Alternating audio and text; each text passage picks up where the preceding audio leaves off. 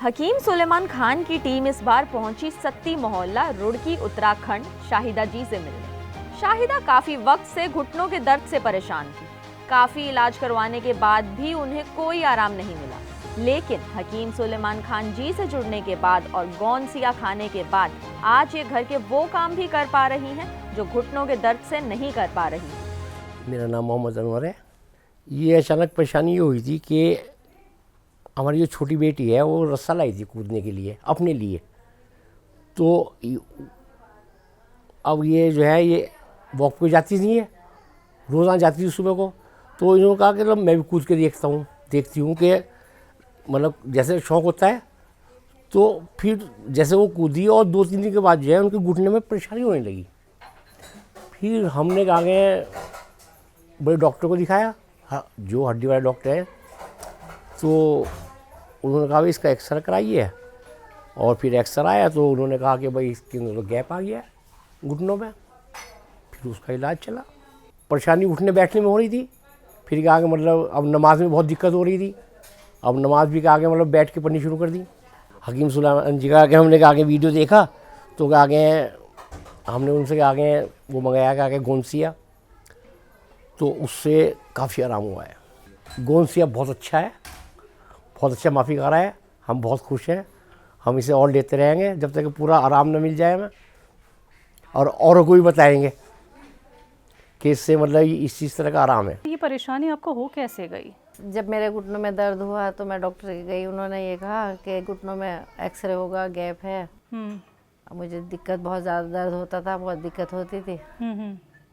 X ray भी कराया, दवाई भी खाई, लेकिन मुझे इतना मैं दवाई खाती थी, पेन किलर देते थे वो, तो आराम सा थोड़ा रहता था।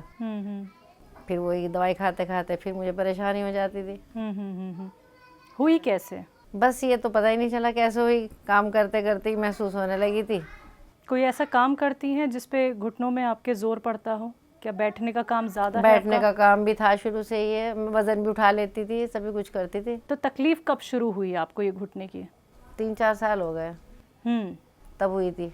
कब ये एहसास हुआ, कब ज़्यादा आपको दर्द महसूस हुआ कि अब भाई घुटना जो है वो जवाब नहीं, दे मेरे रहा है? घुटने में बहुत ज़्यादा, एक रात में बहुत ज़्यादा एकदम दर्द उठा, मैं बर्दाश्त नहीं कर पाई। वो मेरे से मुड़ भी नहीं रहा था, इतना दर्द था कि बस समझ में नहीं आता ये क्या करें। फिर उस टाइम लॉकडाउन के टाइम पे तो फिर डॉक्टर भी नहीं मिल रहे थे।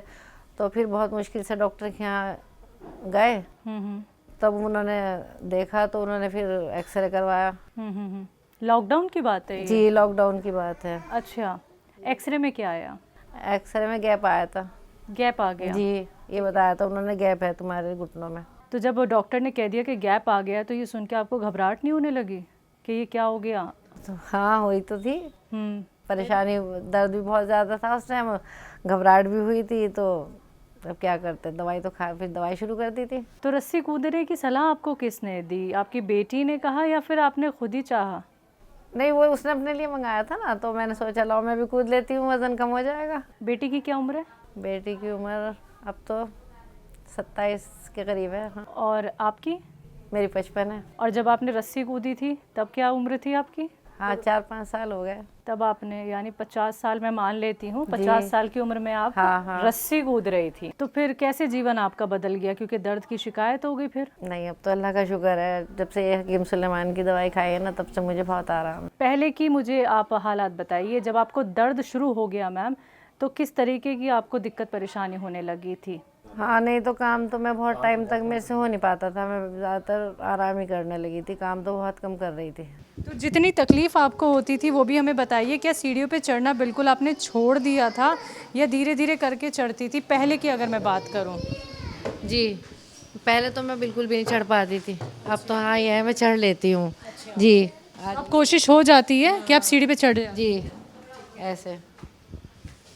तो देखिए शाहिदा जी जो बिल्कुल भी ऊपर नहीं चढ़ पाती थी, लेकिन अब एक एक पैर रख के चढ़ पा रही हैं। देखिए ये भी राहत है जो उन्होंने गौनसिया का इस्तेमाल किया और साथ ही साथ एस-केयर का इस्तेमाल किया।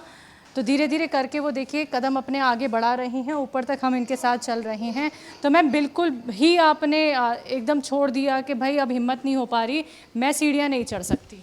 नहीं, मैंने छोड़ा नहीं था, कोशिश करती थी, लेकिन मुझे जब दर्द होता था ना तो मैं नहीं फिर मैंने छोड़ दिया था। फिर मैं जा नहीं पाती थी, बस लेकिन उसके बाद फिर मैं जब मुझे गोंसिया खाया उससे मुझे आराम हुआ, तो मैं आज मैं मतलब इतना चढ़ लेती हूँ। तो एस केयर का आपने इस्तेमाल किया, तो फिर घुटने में आराम क्या लगा है फिर आपको, ये बताइए।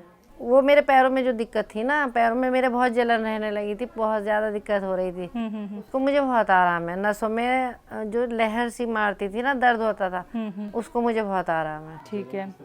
जलन किस तरफ होती थी? ऐसे जैसे आग सी निकलती है। कहाँ से शुरू होती थी ये ये बताइए? जो तलवे होते हैं ना, हाँ हाँ हाँ। ये इनमें। अच्छा, इनमें जलन होती थी। हाँ, ऐसा लगता है जैसे नीचे से कुछ है नहीं।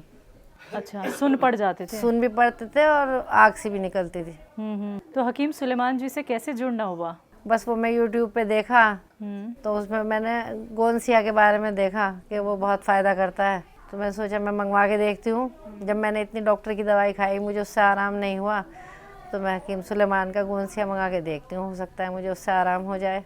वो मैंने खाया थोड़े दिन, तो मुझे उससे काफ़ी फ़ायदा हुआ। कितने वक्त तक आपने खाई हकीम साहब की दवाई? मैंने 1 साल खाई होगी।